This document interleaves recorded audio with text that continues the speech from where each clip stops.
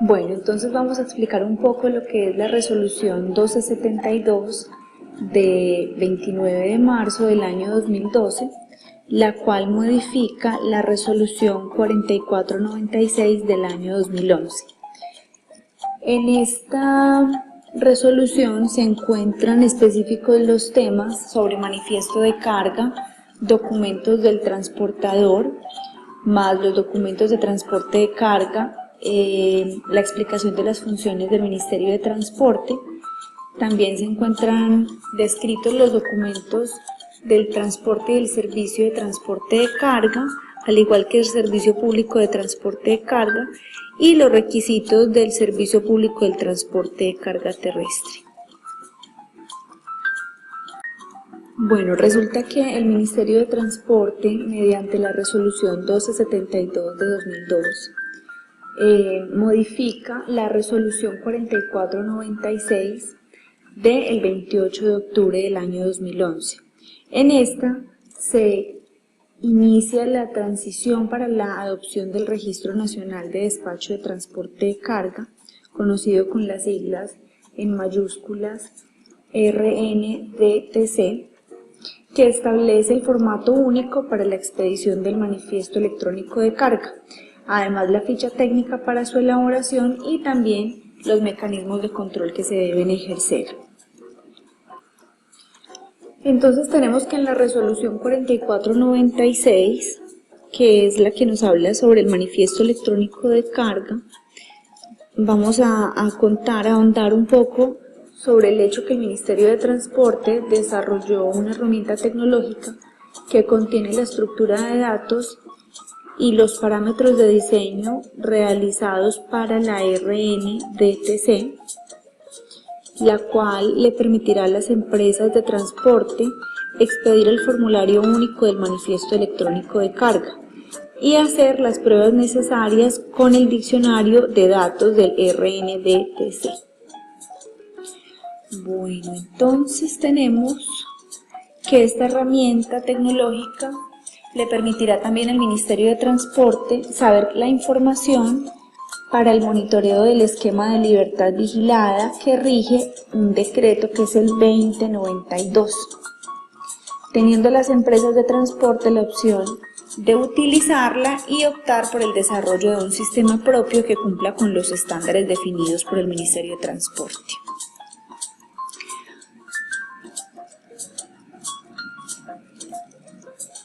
Bueno, aquí tenemos entonces el formato de manifiesto único de carga.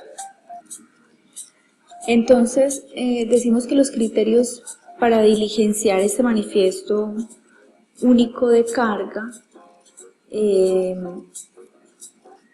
se tendrán en cuenta los siguientes criterios, los cuales aplican tanto para las empresas que cuentan con su propio servicio con su propio sistema web, como para las empresas que van a utilizar el formulario vía internet suministrado por el Ministerio de Transporte. Los datos generales, primero que todo, es el número del manifiesto, que es un número que está compuesto por el año de expedición y un número de 8 dígitos que corresponde a una numeración consecutiva propia del sistema asignado por el Ministerio de Transporte. Otro de los datos que está contemplado dentro de los datos generales son los datos de la empresa. Entonces, en ese espacio destinado, que está en la esquina superior izquierda, acá, tenemos que se llenan con el nombre de la empresa, la dirección, el NID que corresponde y su teléfono. Aquí mismo hay otros datos importantes que considerar, como el logotipo de la empresa, el fax, el correo electrónico, la ubicación de sucursales, el código de barras y otras cosas que se requieran. Bueno, pasando entonces a los datos del manifiesto de carga, que sería el segundo punto, tenemos entonces la fecha de expedición, la cual debe registrar día, año y mes, el origen del viaje, que es el nombre del municipio de origen o del departamento, el destino final, Ahí se registra el nombre del municipio y del departamento hasta donde va a llegar el vehículo con el uso del manifiesto de carga y la fecha límite de entrega de la carga. En este espacio se registra la fecha máxima determinada para la entrega de la carga y el lugar del destino. Como tercer paso, para diligenciar el manifiesto de carga tenemos la información del titular del manifiesto y del vehículo. Estos son los datos del vehículo que se encuentran en la licencia de tránsito. Bueno, ahí dentro de los datos que deben ir consignados son la marca del vehículo, la placa, la ciudad donde está registrado el vehículo, ¿qué más tenemos aquí? El tipo de vehículo y el titular del manifiesto. Bueno, se me olvidaba una parte importante que también debe ir aquí consignada en esta parte del manifiesto y es el peso vacío del vehículo, el número de la póliza es importante, también debe ir descrito cuál es el nombre de la compañía de seguros que expide el SOAT, el nombre del conductor con sus nombres y sus apellidos completos, con su número de identificación, su dirección y un teléfono. Bueno, en toda esta parte tenemos que es la información sobre la mercancía que se va a transportar. Aquí entonces debemos describir las empresas que realizan el transporte de carga, bien sea interurbano, sea o urbano, y aquí entonces se debe consignar la información del número de la remesa, la unidad de medida, la cantidad de la carga, su naturaleza.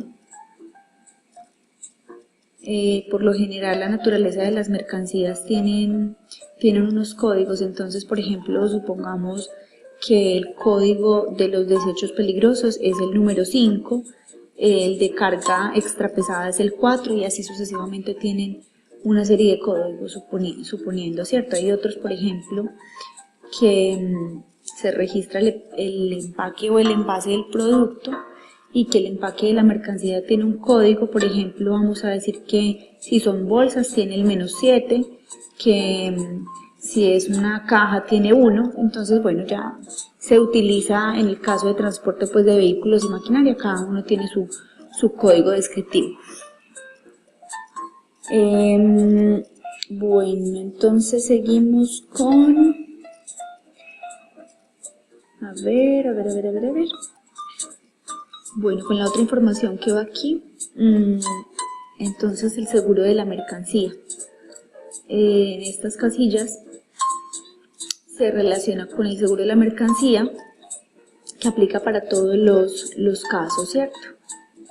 También debe ir descrito el precio del viaje con la retención en la fuente, con el valor neto a pagar, el valor del anticipo, el saldo por pagar.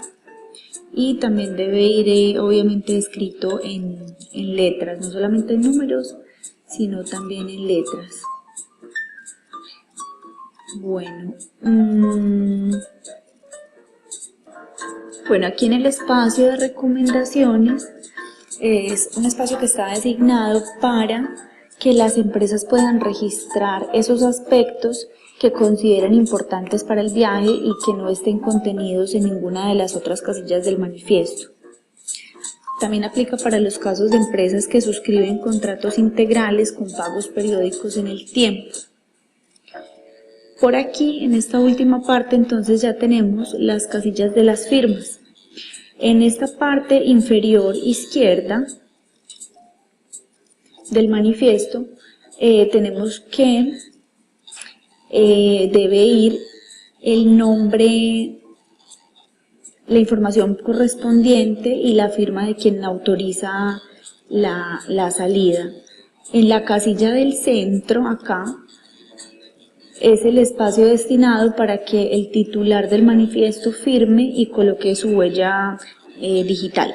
Y en este espacio inferior derecho es el espacio que está destinado para que el conductor firme y coloque su huella antes de iniciar el viaje. Bueno, esos fueron los contenidos dentro de la resolución 12 72 de 2012 y la resolución 4496 de 2011, en la cual debíamos hablar sobre el manifiesto electrónico de carga. Muchas gracias.